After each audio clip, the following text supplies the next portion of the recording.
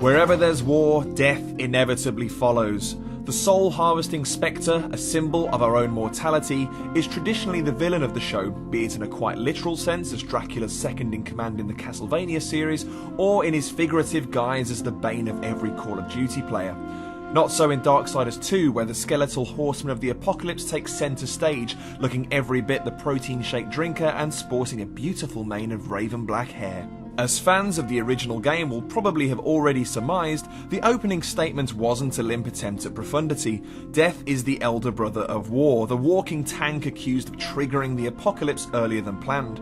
In Darksiders 2, we join Death in the intervening century between the fall of man and war's return to Earth as the Pale Rider attempts to clear his sibling's name. If you had to summarise the key difference between war's adventure and Death's in one word, that word would be choice. Where Darksiders was a loving patchwork of Zelda's time-honoured dungeon exploration and God of War's chunky combat, Darksiders 2 is that plus the randomised loot dropping of Diablo and its many imitators, plus the customisable skills and time-devouring side quests you'd expect from Fallout or Skyrim.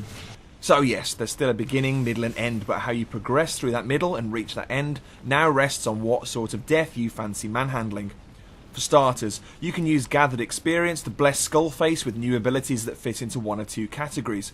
Harbinger is focused on boosting his melee might, and Necromancer turns him into a zombie summoning wizard.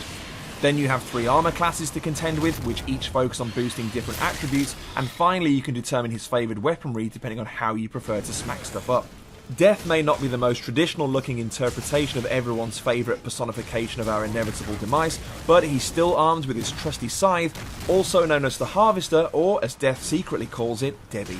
You can opt to wield it in true Reaper fashion as a single polearm, or divide it into 2 smaller scythes for faster, weaker combos. It doesn't end there though, there's also a pool of secondary weapon types from pistols and claws to stupidly large hammers, and, in the vein of Borderlands, there are reportedly hundreds of variants of each for you to discover, and not necessarily in the same order as any other player. You can add the most recent take of Prince of Persia to that swelling list of influences too, as Death is a far more agile and athletic character than War. He catches up with us all eventually after all, so it makes sense that he's the nimble sort. Death's nippy nature is reflected in combat, where dodging between enemy attacks is your only method of defence, and when exploring this vast new world, as wall running, ledge climbing and pillar shimmying become essential parts of your navigational repertoire.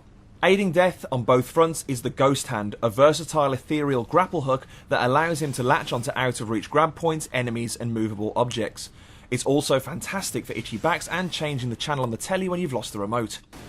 How effectively all of this knits together remains to be seen. The first game, which we're big fans of, adhered tightly to the structure of the games that influenced it, resulting in a similarly taut experience.